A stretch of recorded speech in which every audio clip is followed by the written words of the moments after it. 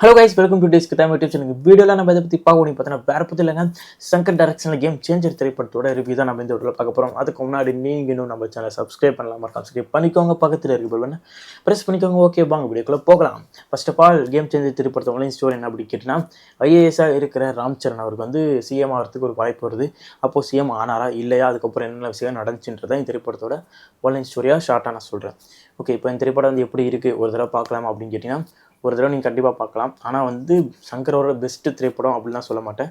நம்ம வந்து ஒரு ஹோப் வச்சுருப்போம்ல, இந்தியன் 2 பார்க்கும்போது ஒரு 90% ஹோப் வச்சுருந்தோம். அதில் வந்து 10% கூட அந்த படம் இல்லை. அப்படியே கேம் சேஞ்சர் போனோம்னா இந்தியன் 2 தான் இப்படி எடுத்திருக்காரு. இது நம்ம ஒரு 50% ஹோப் வைப்போம். படம் எப்படி இருக்குன்னு பார்த்தோம்னா அதையும் பூர்த்தி செய்யலை. ஒரு 30% கூட கிட்டத்தட்ட நெருங்கலை. அந்த மாதிரியான ஒரு கதைக்களம் தான் கேம் சேஞ்சர். கேம் சேஞ்சர் பொறுத்த வரைக்கும் நம்ம சங்கர் அவர் வந்து ஒரு கலைவாயாக ஒரு அடித்து கொடுத்துருக்காருன்னு தான் சொல்லணும். ஓகேவா, முதல்வன் திரைப்படத்துலேருந்து பட்டி டிங்கரிங் பண்ண ஒரு திரைப்படமாக தான் தோணுச்சு. முதல்வன் 2 அப்படி வச்சுருக்கலாம். அந்த மாதிரியான ஒரு படமாக தான் கேம் சேஞ்சர் வந்து இருந்துச்சு. இதில் ஒரு மாற்றமும் கிடையாது. ஏன்னா வந்து படம் அந்தளவுக்கு ஒரு பொலிட்டிக்கல் ட்ராமாவாக மூவ் ஆகும். ஒரு சில விஷயங்கள் பொலிட்டிக்கல் ஸ்ட்ராட்டஜிக்கலாக என்னென்ன பண்ணுவாங்கன்றத சொல்லியிருக்காரு. இருந்தாலும் சுவாரஸ்யம் வந்து இந்த படத்தில் மிஸ் ஆகிறது ஒரு வீக்கான ஒரு பாயிண்ட்டாக தெரியுது. திரைப்படத்தில் ஃபஸ்ட் ஹாஃப் வந்து ஓகேவான ஒரு ஃபஸ்ட் ஹாஃபாக போகும்.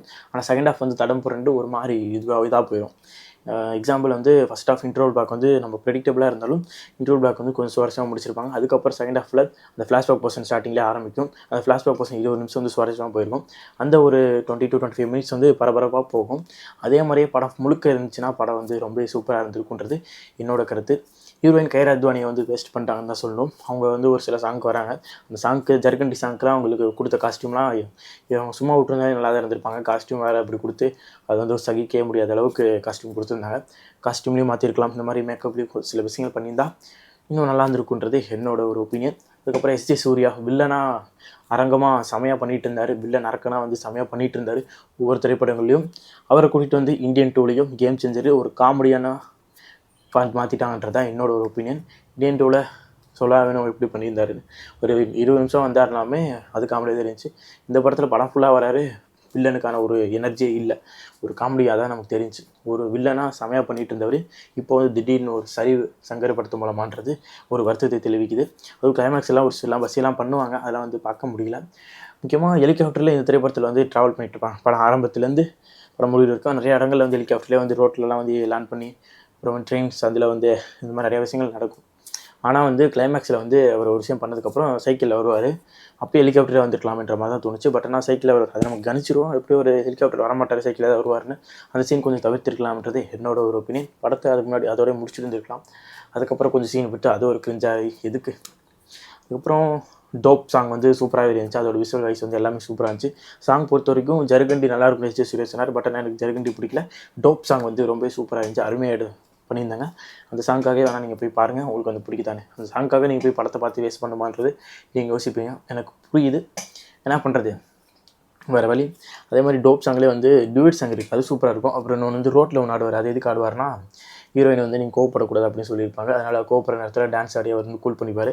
அந்த சமயத்தில் வந்து ரோட்டில் வந்து டிராஃபிக் போலீஸ் பிடிச்சிட்டு நீ ஃபைன் கட்டணும் அப்படின்னு சொல்லுவார். நான் தான் எந்த தப்புமே செய்யலை அப்படின்னு அவர் சொல்ல, அப்புறம் கோவம் வரும். அப்போ வந்து ரோட்டில் டான்ஸ் ஆடுவார். அதெல்லாம் பார்க்கும்போது காமெடியாக இருக்கும்.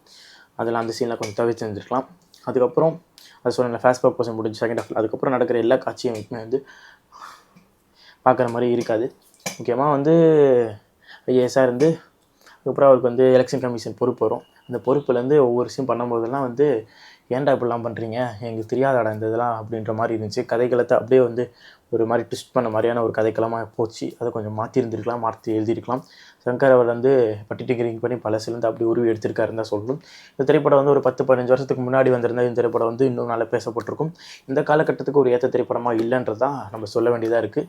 ஸ்க்ரீன் பிளேயில் ஒரு ரைட்டிங்குமே பண்ணலைங்க. ஃபஸ்ட் ஹாஃபில் இருக்கட்டும், செகண்ட் ஹாஃபில் இருக்கட்டும்.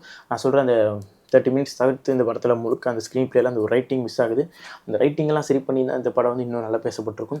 இந்த திரைப்படம் வந்து டீசெண்டாக இருந்திருந்தாலும் கூட பரவாயில்ல. அந்த டீசென்ட் ரேஞ்சு கூட இந்த திரைப்படம் இல்லாதது தான் இப்போ வந்து நம்ம பேசிக்கிட்டு இருக்கோம்.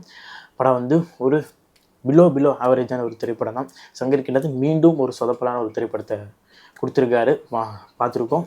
இனி இந்தியன் 3 மூலமாக கம்பேக் வராரா, இல்லை இந்தியன் 3 மூலமாக அப்படி கிளம்பி போகிறாரான்றதான் பொறுத்து வந்து பார்க்கணும். செட்பேக் அப்புறம் ஒரு கம்பேக் வெயிட் பண்ணி பார்க்கலாம். கம்பேக்னு சொல்லிகிட்டே இருக்கும், ஆனால் வரதான் மாட்டேங்குது. வந்தால் நல்லாயிருக்கும். ஓகே கைஸ், கேம் சேஞ்சர் திரைப்படத்துக்கு disk Tamil YouTube channel rating என்ன அப்படின்னு கேட்டிங்கன்னா 3/5. ஓகே கைஸ், இந்த வீடியோ பிடிச்சிருந்துச்சா மறக்காமல் like, subscribe to disk Tamil YouTube channel.